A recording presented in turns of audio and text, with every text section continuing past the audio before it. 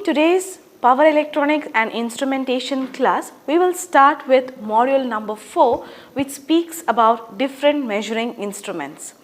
So in the basics, we have studied some principles of measurements and the principle of working of a digital DC ammeter, DC voltmeters. Okay. So in today's class, that is in module 4, we will study or we will discuss in detail about the digital voltmeters. As the name suggests digital voltmeters, these are the measuring instruments which converts any analog voltage into a digital voltage. Either it can be as a digital readout or it can be just displaying the digital numbers. Okay. So, this digital voltmeters with the precision of at the input terminal with the precision of some of the components, we can also measure the different parameters like AC and DC voltages, as well as the ohms, as well as we can also measure the temperature and pressure with some few modifications at the input side. Okay, precision with respect to the input side. Okay, so now here in this case of digital voltmeter, whatever may be the type of input we are going to take, the output or the processing is always in the form of a digital voltage. So that is a parameter. Why we prefer this digital voltmeters or digital DVMs is because of its speed and its accuracy. And some of the other features also follow when we speak with respect to the digital. So this digital voltmeters are capable of measuring the analog voltages. Okay, with the appropriate signal conditioners presiding the input, the other parameters such as AC or DC voltages, ohms, as well as AC DC current, temperature, pressure also can be measured using the digital voltmeters. Okay, and for all these inputs, whatever the type of input we are going to consider, the main constraint is the main parameter that we use for the conversion is the digital voltage itself. Okay. So, the significance of using the digital voltmeter is because of its speed and accuracy. Along with that, we have several varieties of digital voltmeters which differ in the following ways. Okay. We can have different type of DVMs based on the number of digits which can be displayed. Okay. Similarly, the number of measurements which can be done at the DVM, as well as the accuracy of the DVM, the speed of reading, the speed at which we can find out the output or we can read the output out of a DVM, as well as the digital output of several types. We have different type of displays. So depending on the different type of displays, we can have a variety of digital voltmeters available. So out of these many varieties, we always prefer a digital readout. Why? Because the human error or the parallax error can be completely avoided when the digital readout or the digital display is available. So we can reduce the error also. Okay.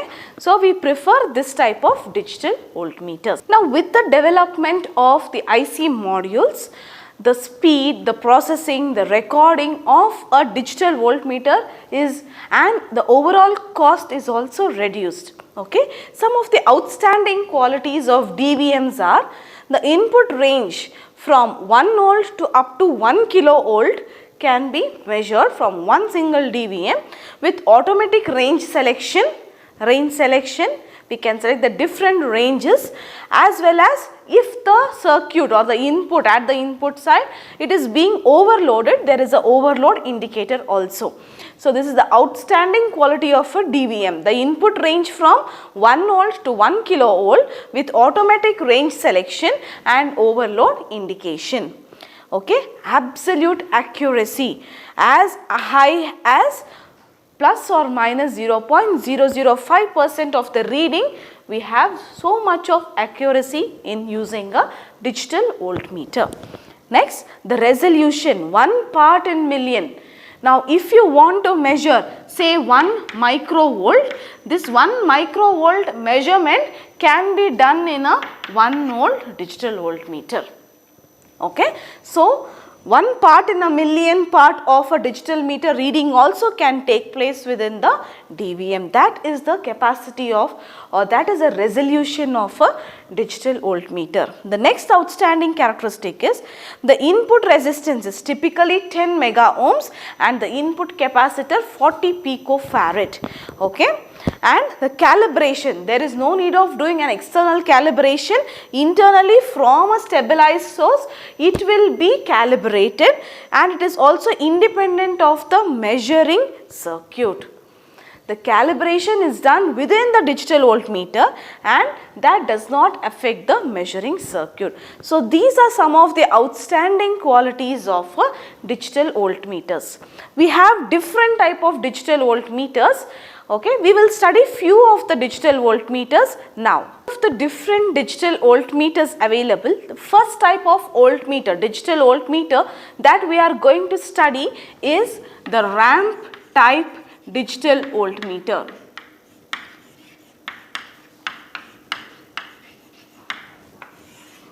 So, in this case, in the ramp type of digital voltmeter, we are going to make use of a ramp signal.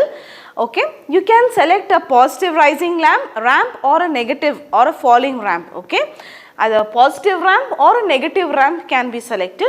Here for our analysis purpose, we are going to consider the negative ramp signal.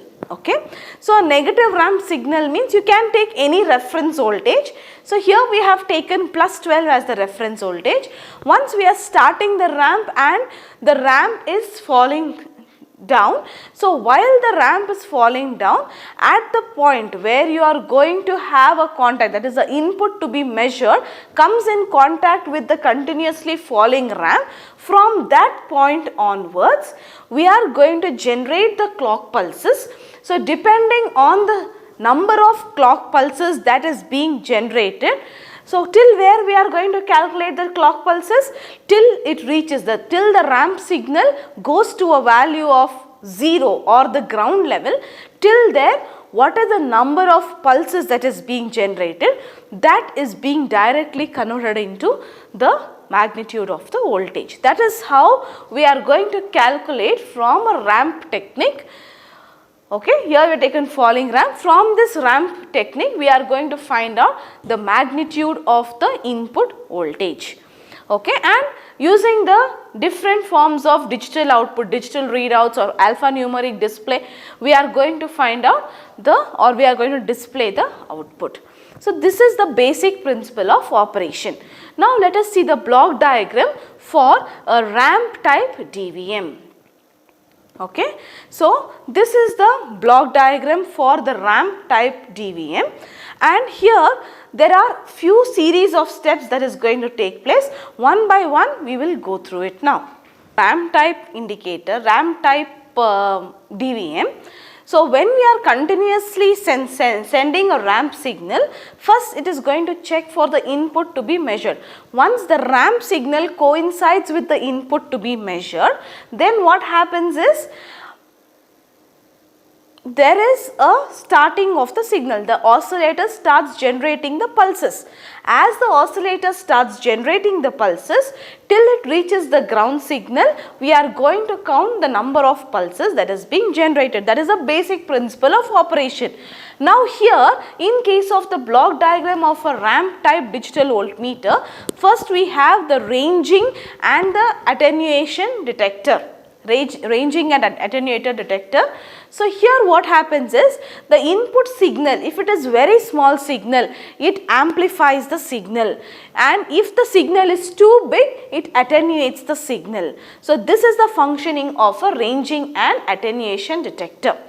Okay, so this what it does is it will continuously be monitored. So first, how we are going to start the process?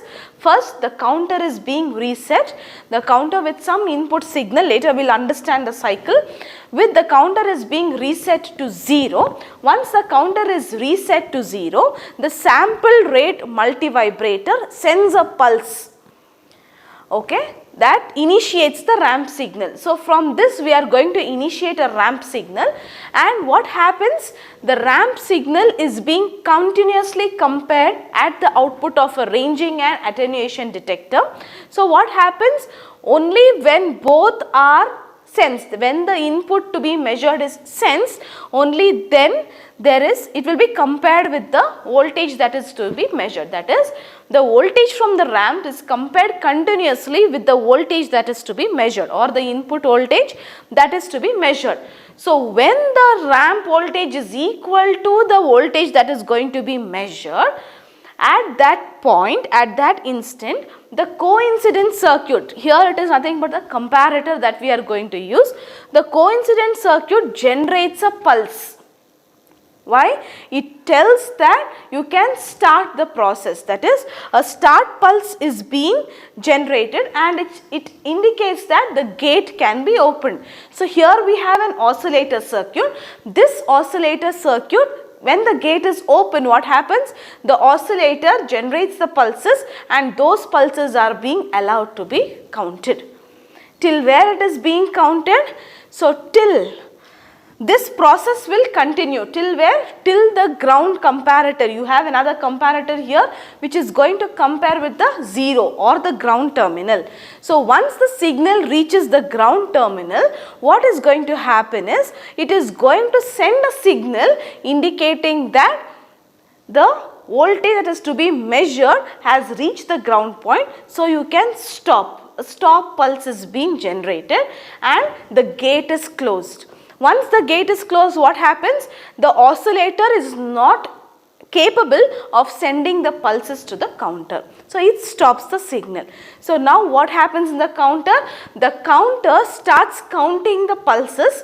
So what is the number of pulses that is being counted? That will be the value of the input voltage. So here what is happening? Voltage, the input voltage, whatever we want to measure, first we are converting it into time, then we are converting the time into the time counts, and that is being displayed. This is the process that is being followed for a ramp type DVM. So now once the signal, that is when the gate stop pulse is being generated, and when the signal is going to, that is when the process is going to be completed, the input whatever you had to measure, you are displaying it here. Then what happens? This sample rate multivibrator sends a reset button and it is going to make the counter 0. Then the process for the next input signal or the next input that is to be measured, this process repeats. So this is how cyclically, one after the other, the DVM or the digital voltmeter, by making use of the principles of ramp signal, it is going to find out or tell the magnitude of the output voltage. Okay, there are few advantages of this type of signal. There are few advantages of using a ramp type digital voltmeter.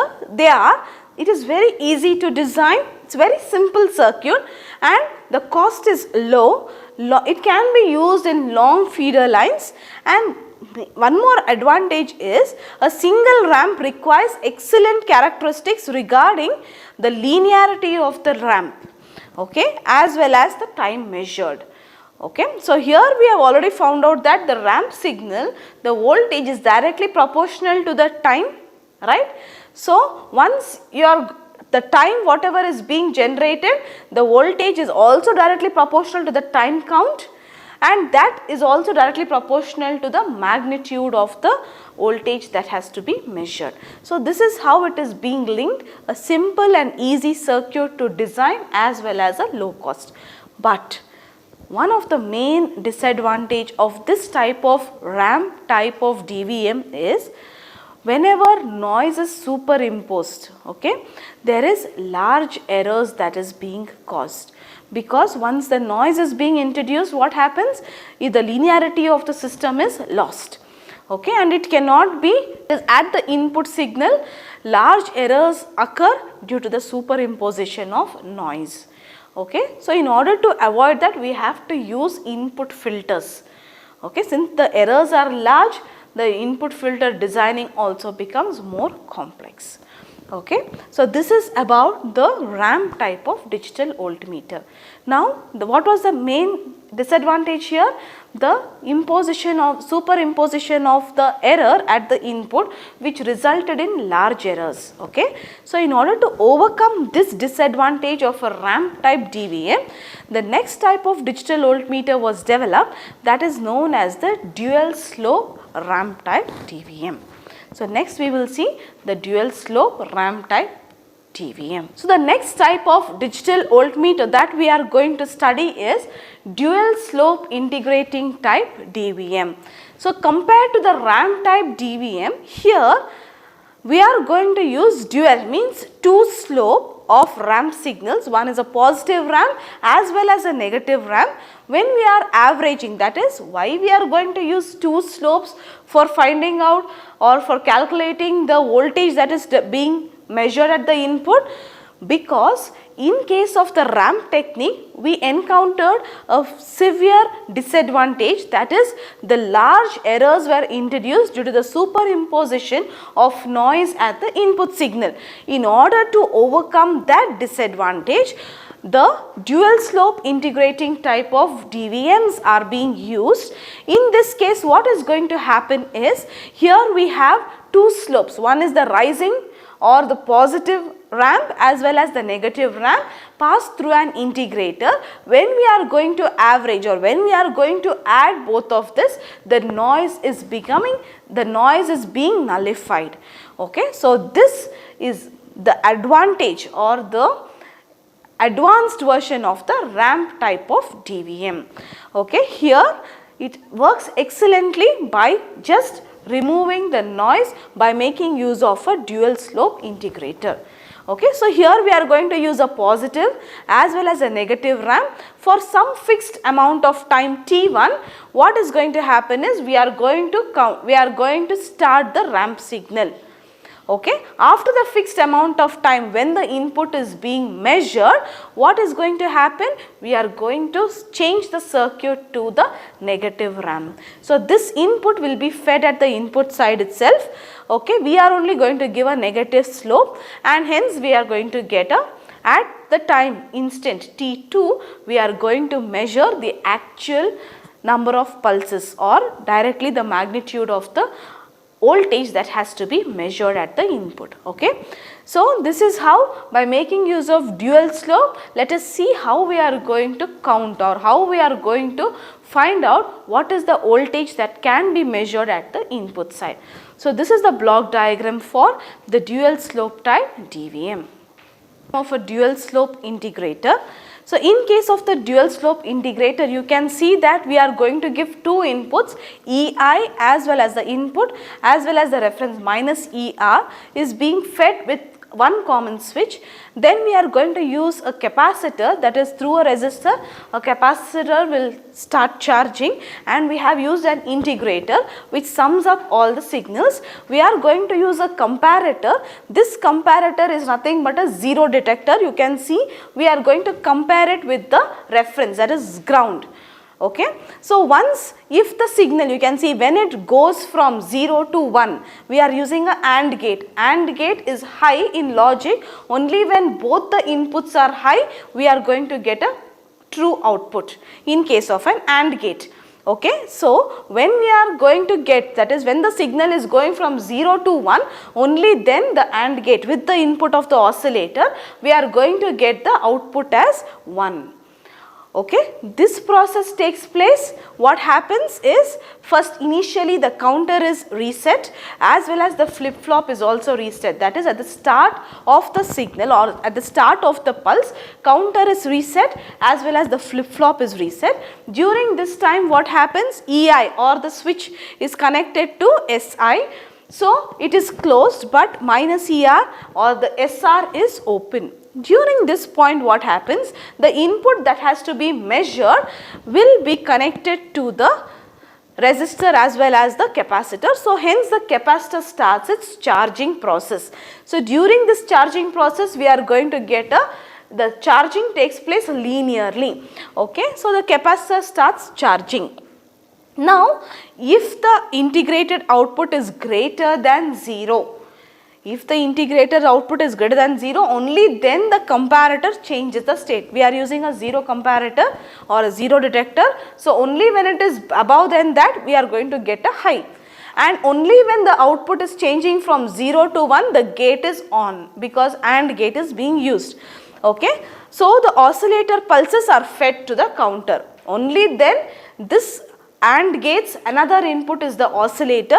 So, when the oscillator pulses are being fed to the AND gate, that is given at the counter. So, this counter starts counting how many pulses are being generated. So, till where it starts counting, we are going to fix some time instant t1. Till there, this operation is going to be performed. It is a known time interval. Once the counter starts counting from 1, 2 up to here, since we are using 4 bits, the maximum count that can take place is 9999. So, once the counter reaches this instant after some time delay t1, okay, the next pulse what happens? The counter will be reset to 0, 0, 0.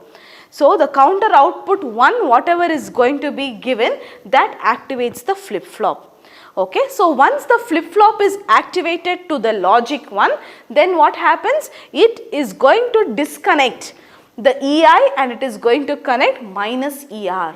Now, from this instant of time, from that is at the end point of t1, the start point of t2 starts, and from this point what happens? Once minus ER is connected, we are going to give an input as a negative ramp. And what happens to the capacitor? Once the capacitor has charged, it has to discharge again. So, the capacitor starts discharging. Okay. So, when the capacitor starts discharging, what happens? It is linearly going to fall down from a peak value. The signal is going to linearly come down. Okay. So, this instant of time t2 which allows the pulses. Okay. So, that interval from some peak value to the ground level where the linearly the signal is going to be decayed. Okay. There what is going to happen? That instant is nothing but the input voltage. So, the time t2 is directly proportional to the input voltage, and how many number of pulses are being counted during this instant of time is equal to the magnitude of the applied voltage. Is that clear? So, this is the integrator also decreases linearly to 0 and the capacitor discharges, as well as the time t2 is directly proportional to the input voltage. Okay. Now, we have one small derivation which speaks about the output voltage at the charging time as well as at the discharging. During charging, what is going to happen? We are going to get an output voltage as minus 1 by RC into which value is connected, which signal is connected, the input that is being measured is connected. So, EI into dt. But during discharging what happens? We are going to connect minus ER. Okay. But see the time interval from 0 to t1, here it is from 0 to t2. Okay. So, let us assume that we will simplify this equation. So, what will be the output you will be getting? Minus EI divided by RC into t1. Isn't it? So, here in case of discharging, what we are going to get? Here also minus ER is the input signal. So, minus ER by RC into the time instant t2. Now, let us assume that the capacitor has equal charging time as well as the discharging time. So, when the charging time and the discharging time are equal, then E naught is equal to E naught. So, the right hand side can be equated. So, what will be the value you will be getting? Minus EI by RC into T1, that is equal to minus ER by RC into T2. What is the value you need to find? You need to find out what is the input that is going to be measured. Minus minus will get cancelled, RC will get cancelled. So, EI is equal to ER T2 by T1. This is the formula that we are going to calculate and find out what is the actual input that we are measuring. Okay, so this is how we are going to make use of the dual slope integrating type DVM. So as you might have observed, we have a positive ramp as well as a negative ramp, and the noise signal which is received at the input side is going to be nullified, and this is been advantageous over the previous ramp type DVM. So here T2 and T1 with respect to the n into T, number of counts n can be written as ER into T2 or divided by T1.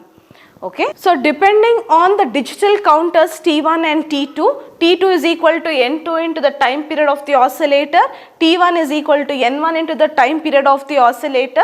So that time period will get cancelled, and you can also write N1 and N2 as the number of counts for a counter into the value of the reference voltage we have taken. So by using this, we can calculate the value of the input that is being measured. So this is about the dual slope integrating type DVM.